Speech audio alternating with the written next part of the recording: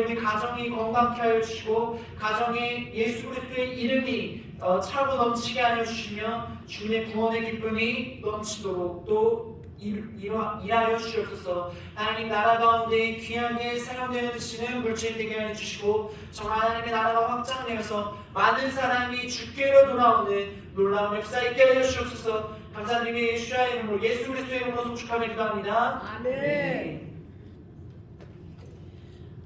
할렐루야. 우리 참 옆 사람 바라보시고 또 인사했으면 좋겠습니다. 할렐루야. 사랑하고 축복합니다. 사랑하고 축복합니다. 네, 사랑하고 축복합니다. 네, 감사합니다. 네, 반갑습니다. 오랜만에 또 얼굴을 또 이렇게 뵙고 또 한 주간 또 이렇게 잘 보내시고 다시 볼 수 있어서 정말 기쁩니다.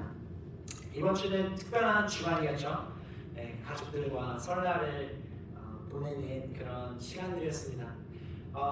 우리 성도님들은 또 음식 준비하시느라고 고생도 되게 많으셨을 것 같고 또 가족들과 오랜만에 만나가지고 근황도 묻고 서로 살아간 얘기 또 인생을 살면서 깨달은 얘기들 또 이렇게 해야 된다 저렇게 해야 된다 또 가르쳐 주시고 또 많은 이야기를 나누시느라고 바쁘셨을 것 같습니다.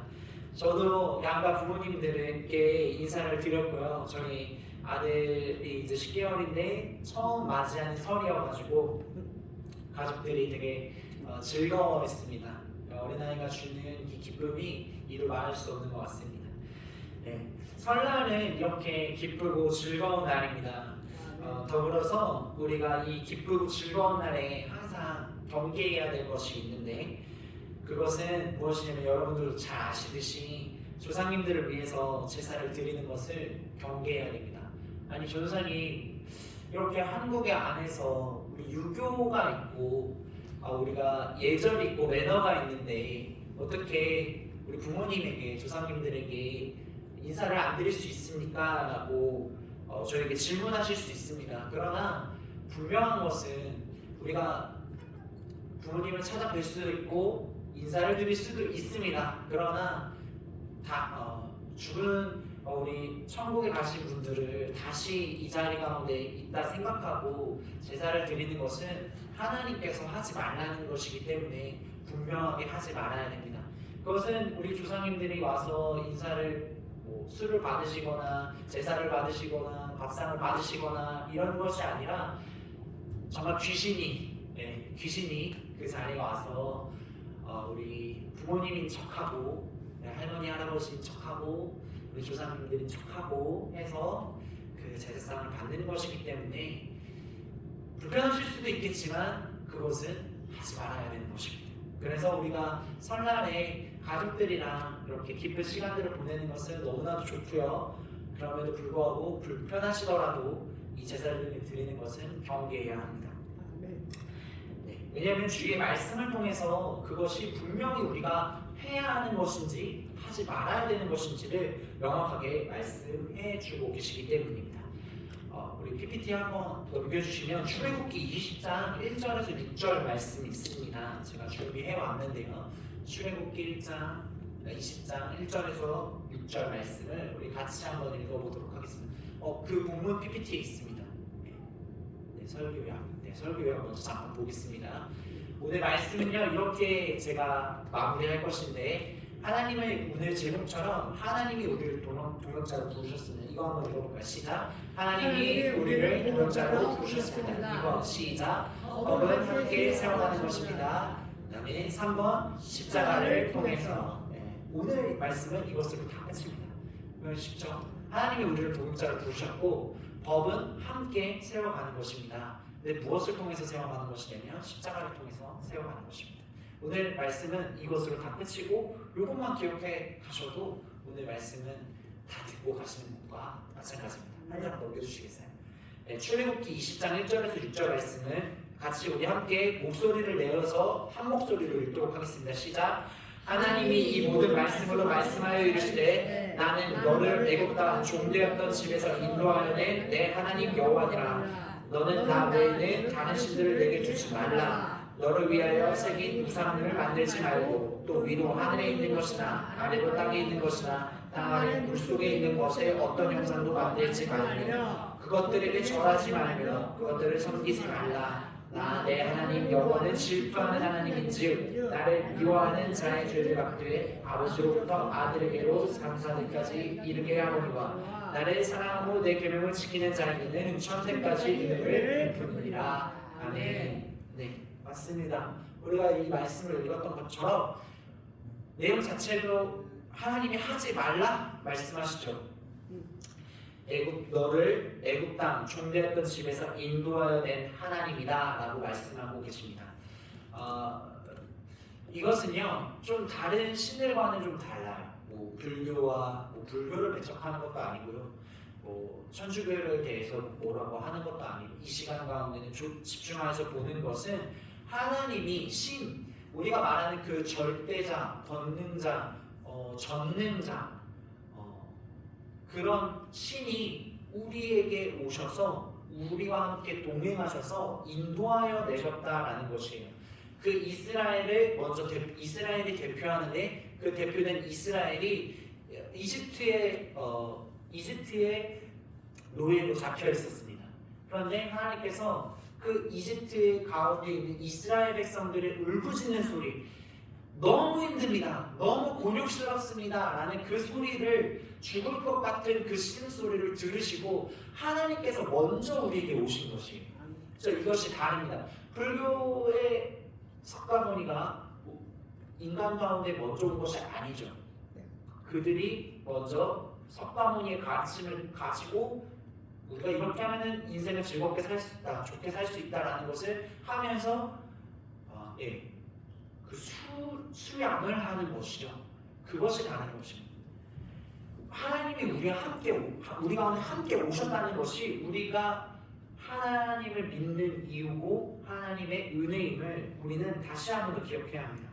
그래서 이스라엘 백성들이 종되었던 그 이집트 땅 가운데서 출애굽했다. 애굽 이곳 가운데서 건져내셨다라는 것을 하나님께서 오늘 출애굽기 20장 말씀을 통해서 말씀하고 계세요. 그러면서 너는 나 외에 다른 신을 두지 말라 라고 말씀하시죠. 너를 위해 새긴 우상을 만들고 위로 있는 하늘의 것이나 땅 아래에 있는 것이나 땅의 물속에 있는 어떤 형상도 만들지 말라라고 얘기하십니다. 그래서 제사상 가운데 우리가 제사를 드리지 말아야 하는 이유입니다. 오랫동안 나의 부모님이 그렇게 해줬고 우리 집안의 전통이 있고 이런 것들이 저도 있습니다. 저희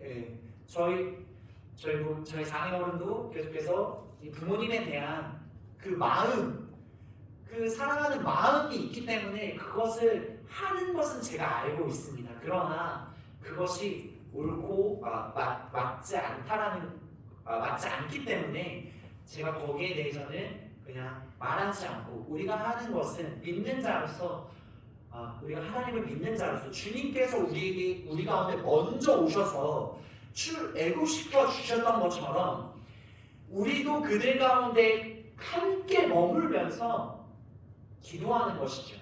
머물면서 함께 기도하면서 기다리는 것이죠.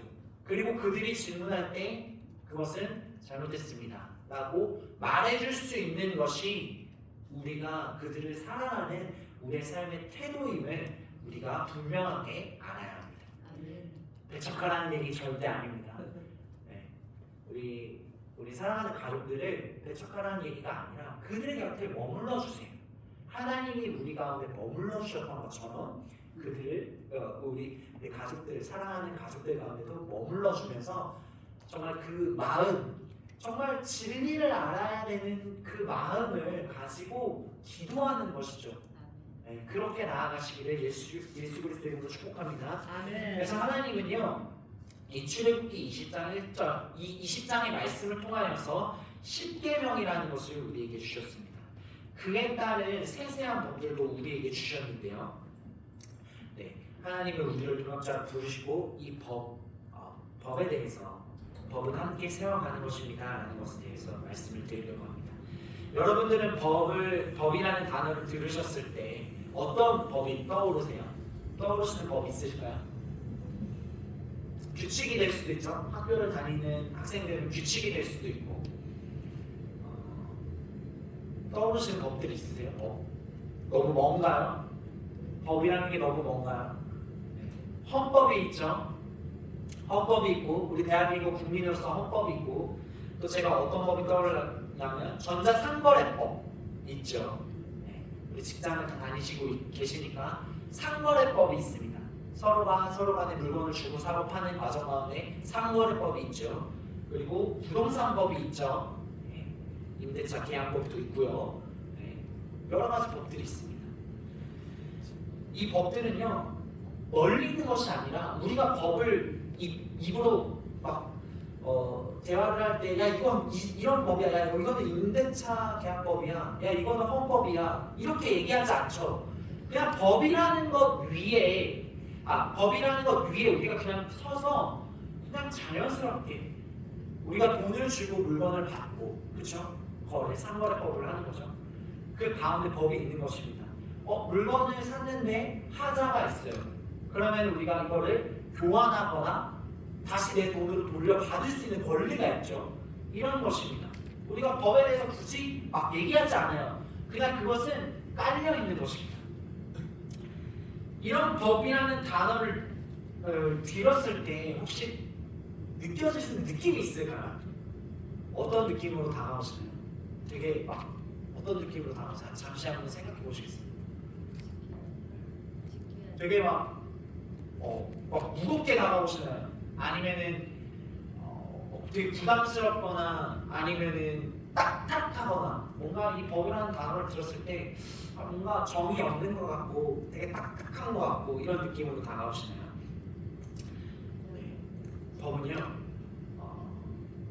여러 가지 느낌으로 다가올 수 있으나 오늘 두 번째 아까 말씀드렸던 것처럼 우리가 함께 법을 만들어가야 되는 것이기 때문에 뭐 딱딱하게 느끼실 수도 있고 무겁게 느끼실 수도 있고 잘 모르겠는데 왜 자꾸 법에 대해서 얘기를 하나라고 생각하실 수도 있지만 우리는 법을 함께 만들어가는 동역자로 부르심을 받았습니다. 성경에도요 성경을 읽다 보면 사실 어려운 점들이 많아요. 왜냐면은 굉장히 이 출애굽기 20장부터 그 이하 21장에 넘어갈수록 세세한 막 법들이 나오거든요. 이 미슈파팅이라고 해서 재판들 이렇게 해가지고 600개가 넘는 법들이 나옵니다. 그리고 성경 안에도 굉장히 많은 법들이 나와요. 그 중에서 제가 저희 아들이 이제 책을 읽을 때 제가 요즘에 책을 읽어주는데 거기에 나오는 솔로몬 이야기가 나옵니다. 그렇죠? 솔로몬 이야기 여러분들 잘 아시죠? 솔로몬 이야기 혹시 아시나요? 네, 그렇죠. 여인 두 명이 자녀를 가진 이 아이를 가진 여인 두 명이 있었죠. 그리고 한 여인이 그 아이를 죽게 만들었습니다. 그러나 그때 다른 여인의 아기를 자기 아기라고 우기기 시작해요. 그것을 솔로몬 앞에 가지고 나오죠. 그리고 솔로몬이 그것을 판단합니다. 재판합니다. 아주 지혜롭게 재판을 하게 되죠. 이 아이를 둘로 쪼개라 라는 판단을 내립니다. 그때 진짜 엄마가 이 아이를 둘로 쪼개지 말라고 부탁을 드리죠. 저 사람한테 그냥 주라라고 얘기를 합니다. 그때의 솔로몬이 우리가 아는 것처럼 저 사람이 진짜 엄마다라는 판결을 내리죠. 이것도 솔로몬도 어떤 이 규칙과 규율과 이런 것들을 통하여서 물론 하나님께서 주신 지혜도 있었고요. 판단을 내릴 때는 이런 법들을 통하여서 판단을 내리는 것입니다. 그리고 또 제가 흥미롭게 본 이야기 중에 하나는 룻과 보아스 이야기입니다. 여러분들 잘 아시죠? 룻기에는 하나님에 대한 이야기가 전혀 나오지 않아요. 오늘 출애굽기 20장을 읽었던 것처럼 내가 이집트 땅에서 종된 너희를 구출해낸 여호와 하나님이다 라는 이런 하나님이라는 단어가 전혀 없고요. 룻기에서는 그냥 하나님의 한 남자와 여자의 삶을 통하여서 하나님의 섭리를 볼 수 있는 것들이 나옵니다. 그래서 어떤 것이냐면 이 노동 노동법에 대해서도 나오거든요. 처음에 이 보아스가 밭을 가지고 있는 사람이었어요. 근데 수확을 할 때에 전체를 다 수확하는 것이 아니라 일부를 남겨두라고 하죠. 그리고 룻이 그것을 이제 수확하게 됩니다. 은총을 베풀어주고 은혜를 받아서 그것을 수확하게 되죠. 이스라엘은 노동법이 있었던 것이에요. 그래서 남겨두는 것, 정말 가난하고 힘들고 고아된 사람들, 어려운 사람들을 위해서 남겨둔 이런 법들이 있었고, 또 보아스가 룻을 4장에서 보아스가 룻을 취하기 위해서는 그냥 너 예쁘니까 나랑 결혼하자, 이게 안 되는 거예요. 법이 있기 때문에. 그냥 나 돈 많으니까 너 나랑 결혼하자, 너 나랑 사귀자, 이런 거 아니거든요. 룻기를 보면 법이 있어요. 법. 기업을 물을 자가 나오죠. 마지막에 기업을 물을 자가 나와서 그 사람에게 물어봅니다. 보아스가 물어봅니다. 당신이 이 룻을 구제할 것을 믿고 나아가야 합니다. 그렇다면요, 여러분, 우리가 이 법에 대해서 계속해서 논하고 있는데,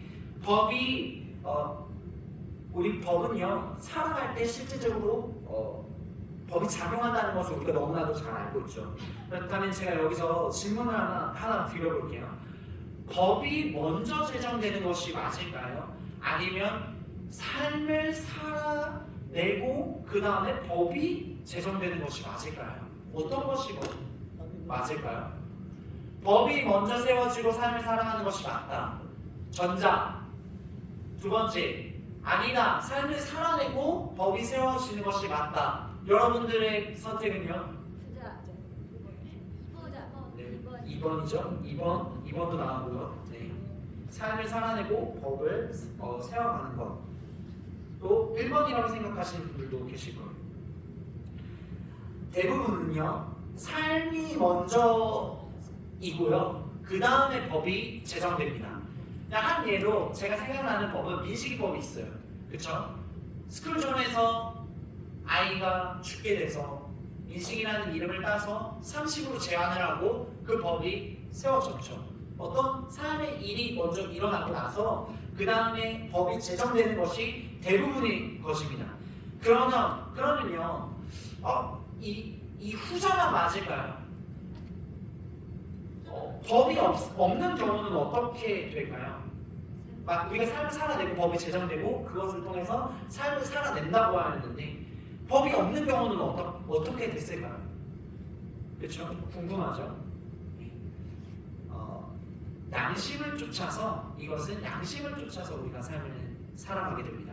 양심을 쫓아서 삶을 살아가는 것인데요, 그것은 양심을 쫓은 다음에 하나님한테 묻는 것이에요. 그리고 기도하고 그 음성을 듣고 따라가면서 우리가 뭔가 법을 다 모르는 것 같아도, 우리 지식이나 우리 지식 속에 막 없는 것 같아도 우리 양심을 통하여서 하나님, 이거 정말 이렇게 해야 하는 거 맞는 건가요? 라고 묻고 그 음성을 듣고 그리고 해가면서 나아가는 것입니다. 그래서 양심을 쫓아서 법이 제정되지 않은 때에는 양심을 쫓아서 법을 지키게 되고요, 그리고 삶을 살아내면서 법을 지키게 되고, 그리고 마지막으로 법이 제정된 다음에 우리가 그 안에서 법을 지키면서 살아가는 것. 동시에 이것은 이루어져야 하는 것입니다. 그래서 중요한 것은 정해진 법도를 지키면서 살아가는 것이고, 우리가 하나님의 말씀을 함께 삶으로 적용해 나가면서 세워 나가면서 그것을 이루어 나가는 것입니다.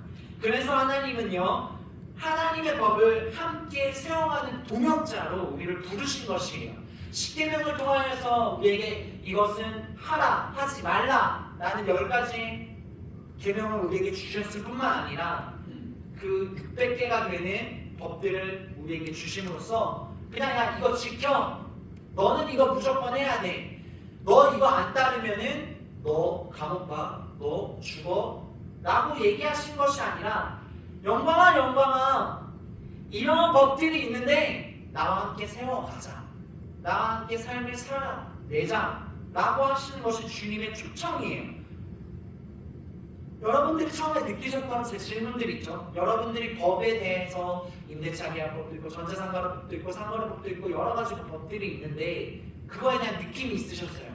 그리고 법에 다가오는 딱딱함이라든가 어려움이라든가 막 법을 공부해야 된다는 그 머리에 지끈지끈한 함이라든가 여러 가지 여러분들의 개인적인 것들이 분명히 있었을 거예요. 그러나 하나님께서 이 법들을 600개가 넘는 법들 그리고 10개면 이것들을 주어주시면서 우리를 막 이렇게 막 프레스하려고 막 주신 것이 아니라 함께 세워가자. 너가 이것을 지켜줄 때 많은 사람들이 주께로 돌아올 수 있어라는 그 장치를 마련해 주시는 것이에요. 여러분들 이거 하실 수 있으세요? 답은 사실 너무나도 정해져 있습니다. 우리는 하나님을 믿기 때문에 이거 당연히 해야 되는 것이에요. 근데 여러분들 100% 완벽하게 하실 수 있으세요? 완벽하게 하실 수 있으면 부럽습니다. 저는 못하겠습니다. 저는 못해요. 정말 전화 한 통화를 해도 엄청나게 그 보이는 눈치 싸움과 거래를 막 성사시켜야 되는 것들과 이런 것들을 생각하면 정말 쉽지 않아요. 운전하면서도 쉽지 않아요. 여러분들 깜빡이 한번 켜고 나서 옆차선으로 움직이시고 또 그 다음에 켜고 들어가셔야 되는 거 아시죠? 근데 우리 대부분 어떻게 하죠? 안 켜고 그냥 들어가거나 한 번에 켜고 쫙 들어가시죠? 그쵸? 사실은 우리가 지키지 못하는 것들도 너무 많아요. 그러나 하나님께서 그것을 할 수 있다는 것을 우리에게 보여주셨습니다. 그것은 누구시냐? 예수 그리스도시죠. 하나님은요 예수 그리스도를 통해서 이것을 할 수 있다라는 것을 우리에게 보여주셨어요. 아까 제가 말씀드렸죠. 하나님께서 권력자이기 때문에 내가 신이기 때문에 너가 이거 무조건 따라야 돼 라고 말씀하신 게 아니라요. 아담에게 선악과를 먹지 말라 라고 하시고 나머지는 너가 할 수 있는 것들은 해봐 라고 맡겨주셨어요. 그러면 선악과를 먹지 말아야 하는 것은 하나님 혼자 지켜야 되는 일인가요? 아니죠. 아담이 같이 지켜줘야 되는 일이었어요. 하와도 같이 지켜줘야 되는 일이었어요. 그런데 그것을 하지 않았죠. 그 의미는 무엇이냐면요. 간단합니다. 내가 선과 악을 판단하겠다라는 것이에요. 하나님께서는요 선과 악을 내가 판단하는 거야. 그래서 너가 지켜줬으면 좋겠어라고 법을 세워주신 것이죠. 그런데 아담이 하나님이 아니라 내가 판단을 하겠습니다. 내가 선과 악을 판단하겠습니다. 내가 옳고 그름을 판단하겠습니다라는 마음을 가지고 결국에는 그 재판장의 자리에 아담이 서려고 했다는 것이에요. 하나님이 우리를 동역자로 부르신 것은요 이렇게 재판장의 자리에 서라고 부르신 것이 아니에요. 뭐라고요? 재판장의 자리에 서라고 부르신 것이 아니라고요. 재판장의 자리를요 하나님이 우리를 동역자로 부르신 것은요 재판장의 자리로 너희들이 서라 라고 말씀하신 것이 아니라 재판장의 이 자리는 하나님 앞에 돌려드리고 우리는 예수 그리스도처럼 중간에서 변호하고 중보하고 증언하는 변호자로 부르신 것입니다. 믿으십니까? 예수님은 그렇게 하라고 하신 것이 아니에요. 예수님을 통하여서 예수 그리스도가 십자가의 지심을 통하여서 우리도 그렇게 하라고 불러주신 것이에요. 그래서 사실은 교회를 다니고 하나님을 믿는 것이 쉽지 않은 일입니다, 여러분. 그냥 단순히 내가 잘 먹고 잘 살고 돈이 많아지고 하려고 하나님을 믿는 것은 되게 한 면만 보고 있는 것이 사실 이것은 되게 쉽지 않은 일입니다. 그러나 이 쉽지 않은 일을 하나님께서 손수 먼저 보여주셨어요. 예수 그리스도를 통해서. 믿으십니까? 예. 하나님의 말씀을 세우는 것은요 바로 예수님이 지셨던 이 십자가를 통해서만 가능합니다. 나 자신의 판단이나 선악을 가르는 기준을 내가 취하는 것이 아니라요, 하나님한테 돌려드리는 것이에요. 그래서 제가 말씀드렸죠. 이 설날 정말 제사가 만연하게 드려지고 있는 이 날, 우리가 그리스도인으로서 우리 가족들은 저러면 안 되는데 왜 저러고 있지? 아, 내가 하지 말라 그랬잖아요 라고 손가락질하는 게 아니에요. 그거 잘못했다고요 라고 얘기하는 게 아니라고요. 십자가를 가지고 우리 가족들이 이렇게 잘못된 행동들을 하고 있는데 그 마음을, 그 안타까운 마음을 십자가에 가지고 가서 그들을 위하여서 옆에 서고 하나님 옆에 변호자로, 중보자로 같이 예수 그리스도와 함께 서는 것이에요. 주님은 이것을 원하시는 것입니다. 야, 너네는 잘못했어. 내가 제사 드리지 말라 그랬잖아. 이 제사상 왜 차리는 거예요 도대체? 그런 분노와 그런 감정과 이런 것들로 우리 가족들이 돌아오지 않습니다. 예수 그리스도가 보여주셨던 것처럼 이 십자가를 지고 가는 것이, 그래서 우리가 십자가를 단 한 번만 지고 우리가 물론 구원을 받았습니다. 우리가 우리의 삶, 정말 죄인된 우리를 주님께서 십자가에 우리의 모든 죄를 짊어지심을 통하여서 우리의 죄를 사하여 주심을 우리는 믿고 있어요. 그래서 여러분들이 이 자리에 계시죠? 맞죠? 네. 그러나 이것은 단 한 번으로 끝나는 것이 아닙니다. 그래서 주님의 자녀들은 쉽지 않지만 영광스러운 자리로 우리가 초청을 받은 것이에요. 믿으십니까? 쉽지 않아요. 이건 쉽지 않은 일이에요. 그러나 주님께서는 영광의 자리로 초청을 하셨습니다. 우리가 생각을 바꿔야 하는 것은 정말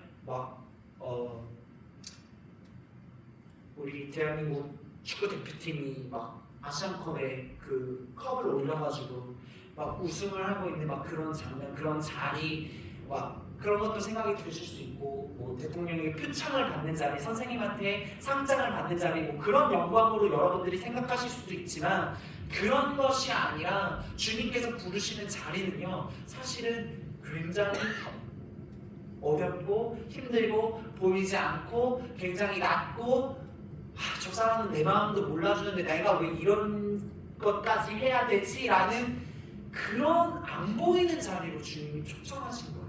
그런데 그 자리가 어떤 자리라고요? 영광스러운 자리라고요.